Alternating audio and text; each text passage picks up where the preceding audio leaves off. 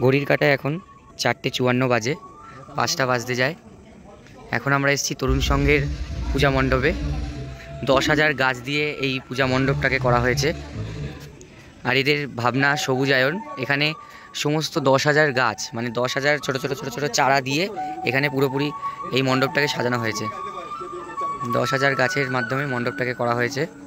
বিভিন্ন রকমের গাছ রয়েছে এখানে, দেখতে পাচ্ছি ছোটো ছোটো চারা দিয়ে এই গাছ, মানে এই মণ্ডপটাকে করা হয়েছে।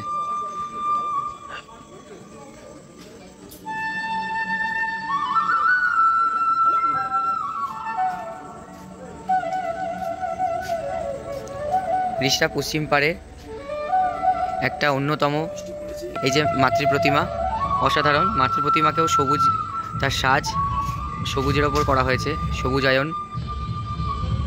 দারুণ, এদের ভাবনা এত সুন্দর। রিষ্টার বুকের তরুণ সংঘ ক্লাব খুবই পুরনো, দুর্গাপুজোর নিরিখে, কিন্তু জগদ্ধাত্রী পুজোর নিরিখে অতটা এগিয়ে নয়। কিন্তু এবছর এত সুন্দর গিফট করেছে আমাদের পূজা মণ্ডপ। হ্যাঁ, আমরা খুবই খুশি সকল দর্শনার্থী হিসেবে।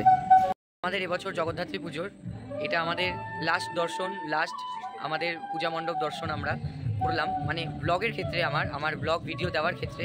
এরপরে আমরা দেখবো যেগুলো আবার যেতে হবে, বারবার যেতে হচ্ছে, কিন্তু ব্লগ তোলার ক্ষেত্রে এটা আমার লাস্ট ভিডিও এবছরের মতো। তো কালকে ভাসান, কালকে সকালবেলা শুনলাম ক্লাব মেম্বারের কাছ থেকে, কাল সকালবেলা একদম ভোর, মানে ভোর তো এখন হয়ে গেছে, 4:30 বেজে গেছে। সকালে বললো 10টা সাড়ে 10টা নাগাদ গাড়ি আসবে। এখন তো ভোর হয়ে গেছে, 5টা বাজতে যাচ্ছে। তো আগামীকাল, মানে আজকেই বলতে গেলে সকাল 10টা নাগাদ গাড়ি আসবে আরামবাগ থেকে। গাড়ি এসে সমস্ত গাছ, এই 10,000 গাছকে নিয়ে যাবে গিয়ে, তারা তাদের দায়িত্ব মতো দিয়েছে, তাদের দায়িত্ব মতো তারা নিয়ে চলে যাবে। এবং এই গাছটাকে ভালো করে রাখার জন্য এরা প্রত্যেক দিন গাছকে জল, গাছের পরিচর্যা কিন্তু ক্লাব মেম্বাররা প্রত্যেকে করেছে, আমি জানলাম। তো এত সুন্দর এদের ভাবনা চিন্তা আমার খুবই পার্সোনাল দিক থেকে খুব ভালো লাগলো।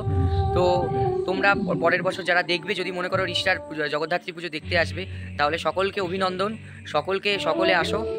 রিষ্টা কিন্তু চন্দননগরের থেকে হয়তো অনেকটা পিছিয়ে, কিন্তু এখানে কিন্তু স্পন্সার ছাড়া কিন্তু এখানে পুজো হয়। সমস্তটাই কিন্তু ক্লাবের সদস্যদের সাহায্যের দ্বারা পুজো হয়, না কোনো ডোনেশন, না কোনো সরকারি সাহায্য, এটা কিন্তু একদমই নেই। আমরা দুর্গাপুজোয় অনেক সরকারি সাহায্য পেয়ে থাকি বা দেখে থাকি, কিন্তু জগদ্ধাত্রী পুজোয় কিন্তু কোনো সরকারি সাহায্য কিন্তু আমরা পাই না, বা কোনো ডোনেশন পাই না, কিছুই কিন্তু পাওয়া যায় না। একমাত্র আমাদের সদস্যদের মাধ্যমে, এবং কিন্তু ক্লাব ফান্ড আর ক্লাবের তরফ থেকে এই সমস্ত পূজা কিন্তু করা হয়। আমরা সমস্তটা জানলাম ক্লাব মেম্বারদের কাছ থেকে। এখনও কিন্তু ক্লাব মেম্বার বলছে যে এতদিনের যে পরিশ্রম, এতদিনের যে খাটনি, কিন্তু আজ ভোর অবধি কিন্তু লাস্ট। কালকে কিন্তু পুরোপুরিভাবে এই মণ্ডপ থেকে গাছগুলোকে নিয়ে যাওয়া হবে। আর কাল বিকালে কিন্তু প্রায় আমাদের রিষ্টার 90% প্রতিমা কিন্তু বিসর্জনের পথে এগিয়ে যাবে। আর কিছু প্রতিমা পরের দিন বিসর্জন হবে।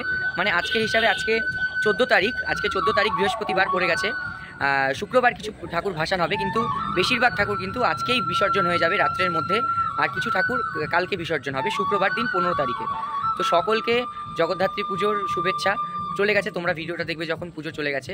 তো এরপরে আমরা শুরু করব, জগদ্ধাত্রী পুজোর পুরোপুরি শেষ হলো ব্লগ দিয়ে। আর পরের বছর এই আসবে আরও নতুন ব্লগ, সব কিছু আমরা দেখলাম। এখন রিষ্টা তরুণ সংঘের সবুজায়ন, বৃক্ষরোপণ যে কতটা পিছিয়ে যাচ্ছে সেটাকে এগিয়ে নিয়ে আসার জন্য এই 10,000 গাছকে দিয়ে তারা আরও এক স্টেপ উন্নতভাবে আমাদের রিষ্টাকে তুলে ধরলো। তো আজ এইটুকুই। এরপরে দেখি তোমাদের সঙ্গে নতুন কিছু শেয়ার করা যায় কিনা। তো তরুণ সংঘ থেকে আমরা এখন বেরিয়ে যাচ্ছি। টাটা সকলকে।